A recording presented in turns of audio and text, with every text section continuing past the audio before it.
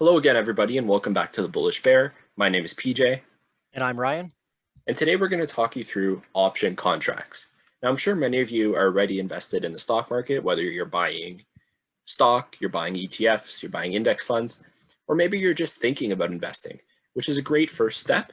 Today, we're just looking to take that thought and push it to the next level and talk about the lucrative trading of option contracts. So before we get into it, we're going to go through a quick textbook definition of an option contract.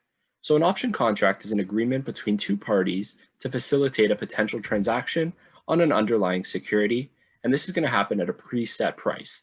Now, this preset price is going to be referred to as a strike price, and all of this trading is going to happen prior to an expiration date. Now, this does sound like a technical definition, and because it is, but what we're going to do today is we're going to break down option contracts into 5 key components, and we're going to explain each one so you fully understand what you're getting into with option contracts. Yeah, so like PJ just mentioned, that an option contract will have 5 components to it, and these components will be parties. The second one is the underlying security, the strike price, the premium, and the expiration date. An option contract will always have these 5 components to it, and if it's lacking one of them, it won't be considered an option contract. So we're just going to go into each of these components now in a little bit further depth. Yeah, so like Ryan said, the first one is parties. So option contracts will always have a buyer and a seller. Now, this is no different from conventional stock trading. If you're selling 5 shares of Apple, somebody on the other side is buying 5 shares of Apple. And the opposite of that is true. If you're looking to buy stock, you're going to have somebody on the other side who is selling you that stock. No different at all when we're talking about trading of option contracts.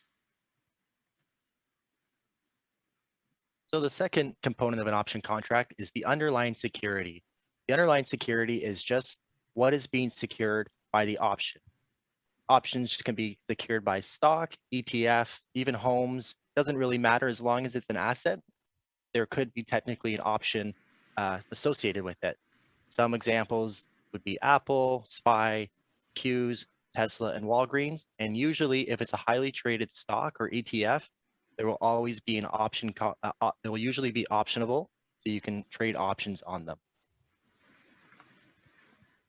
So the third component is your strike price. So strike price is the set price at which the contract can be bought or sold when it is exercised. This is completely different when you're talking about conventional stock trading. Stock trading, you buy the stock, you sell the stock at whatever price it's trading for. With option contracts, you're buying and selling different strike prices. And with this, you're going to have to pay a premium if you're the buyer. On the opposite side of that, if you're the seller, you're going to get credited that premium. So this is an agreed upon price. Just like with stocks, you have a bid and you have an ask price. The bid being the highest price that someone is willing to pay for that stock, the ask being the lowest price that someone's willing to sell for that stock. No different at all when we're talking about option contracts. With the bid and the ask, you're also going to have your mid price. Now, your mid price is the price, in the case of conventional stocks, it's the price that's shown in your portfolio. It's the price that's shown on Yahoo Finance. It's the price that's last traded. Exactly the same with option contracts. So the last component of an option contract is the expiration date. Now, expiration dates usually fall on Fridays, but it doesn't mean it has to be a Friday. A lot of like the NASDAQ and the SPYs, they can be traded on Monday, Wednesday, Friday. It doesn't really matter, but the key takeaway is that expiration options usually expire on Fridays. And biggest difference between options and just buying individual stocks is that options expire, and that is one of the biggest difference between options and just buying conventional stock, as option contracts do expire. Yeah, so when you buy conventional stock, you can theoretically hold it for an infinite amount of time. If you go ahead and buy an option, you cannot. You're going to have a date at which it expires. It could be the same week, it could even be the same day, or it could be 2 years down the road. You just have to be mindful of the expiration dates. So let's just break this down into an easier to follow example using a home. A home is much more easier to understand than the stock market. If you're new to investing, the stock market can be, a little intimidating. Let's just break down an option contract using a home. So let's just say I own a house and I'm looking to sell my house, and the price of my home is worth $100,000 today. PJ, on the other hand, he's looking to buy a house and he sees that I'm selling my house and he likes it. He wants to buy it. So PJ comes up to me and says, Ryan, I like your house and I want to buy it off you, but the only problem is that I don't have the $100,000 today. If you give me 6 months to come up with a full $100,000, then I will buy it off you. And I say, on the seller, me being the seller, well, PJ, that makes sense and all, it's $100,000 is a lot of money, but why would I hold my house for the next 6 months and not sell it to anyone else besides you? And what PJ is going to say is, well, Ryan, that does make sense.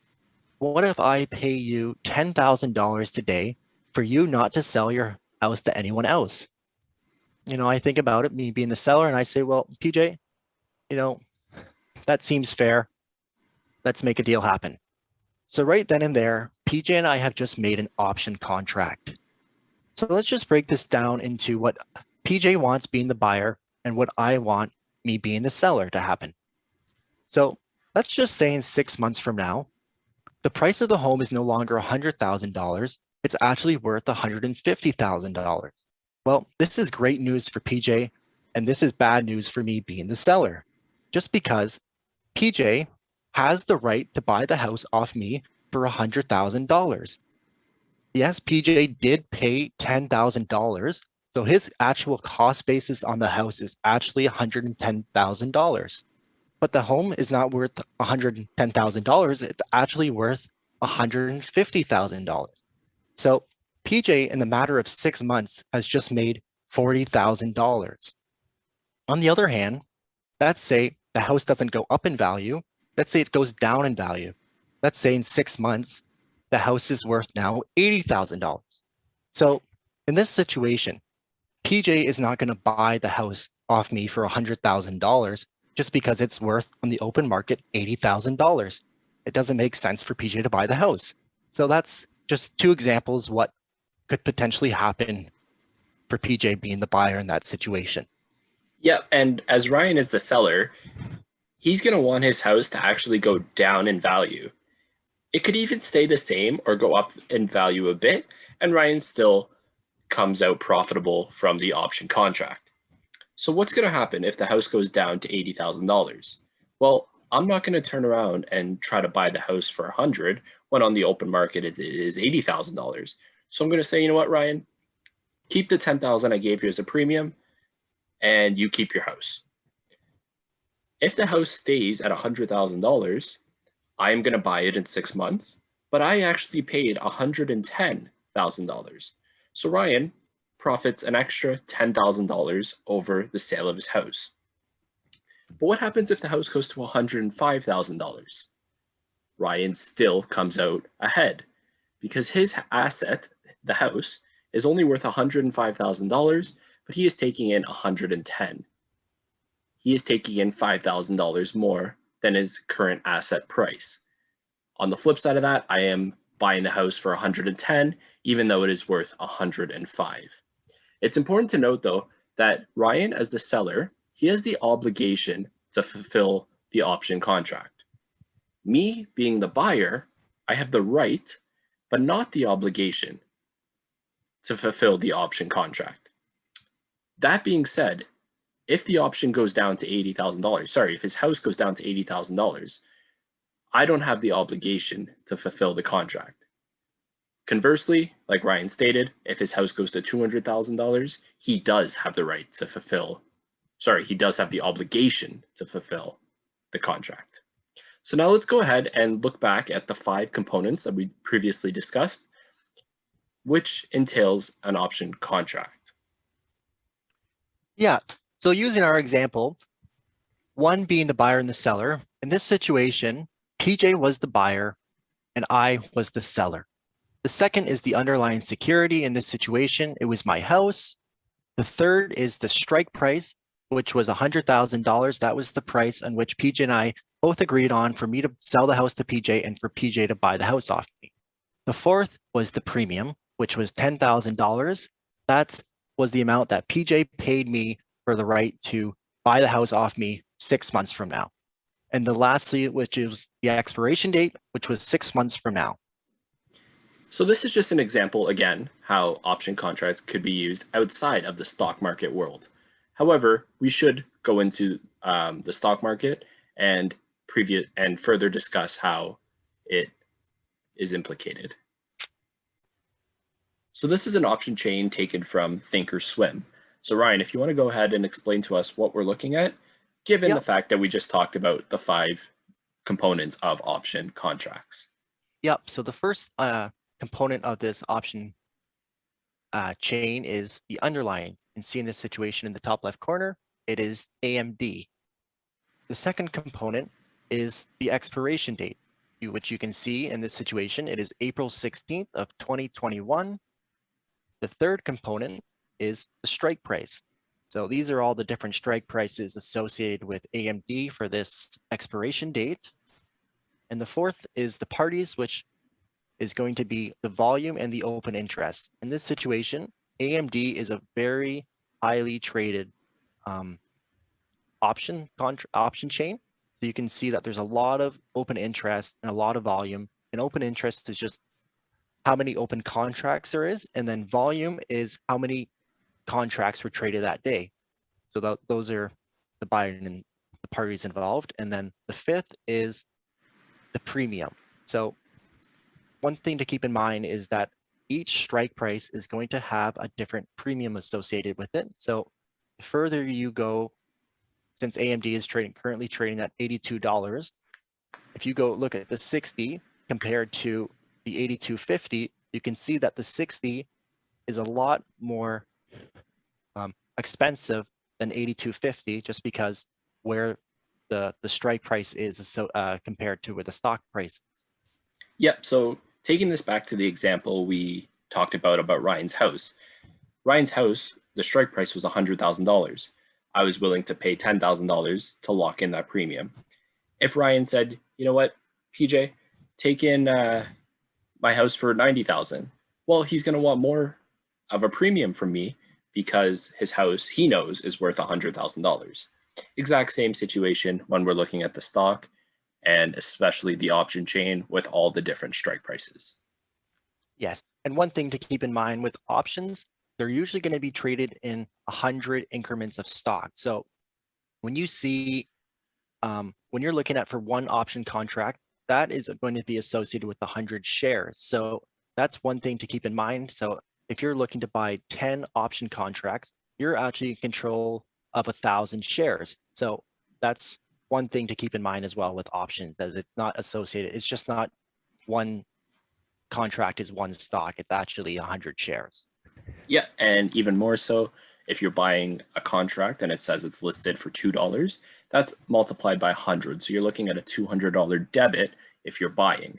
On the opposite side of that, if you're selling that option for $2, you're actually taking in a credit of $200. So I hope this is a good understanding of how option chains look and the different components within them. It may look a bit daunting at first. You look at this big spreadsheet of all these different numbers, you might not, fully understand what's going on, but just look at it, component by component, and that'll help you decipher what you are actually buying or selling. Okay. So one thing we want to keep in mind is that, options can be very dangerous. You have to keep in mind, but like, I know I'm sure a lot of you have seen, YouTube videos where people have just blown up their account trading options, but that's not how options are supposed to be traded. Options can be a great tool to really eliminate downside risk in your portfolio. It can really be used to hedge, upside, downside risk, whatever you're positioned for. Options can be used to really help your portfolio, but they also can be used to really have a lot of risk and really over leverage yourself, just because, you can be potentially in control of a lot of shares, and that could work out for you. And it also could, not work out for you. So just you have to keep in mind with options, you have to trade them respectively, know your risks going into it, and position size accordingly. So if you're wrong, it's not going to completely wipe out your account. Yeah, absolutely. And there's different option strategies that we'll get into in future videos, but options could be used to make money in a bull market, a bear market, and even a flat market. That's what makes options so great. Being long on stock, the only way you make money is if stock goes up in value. With options, that's not the case. One quote we want to leave you with is be fearful, but not full of fear.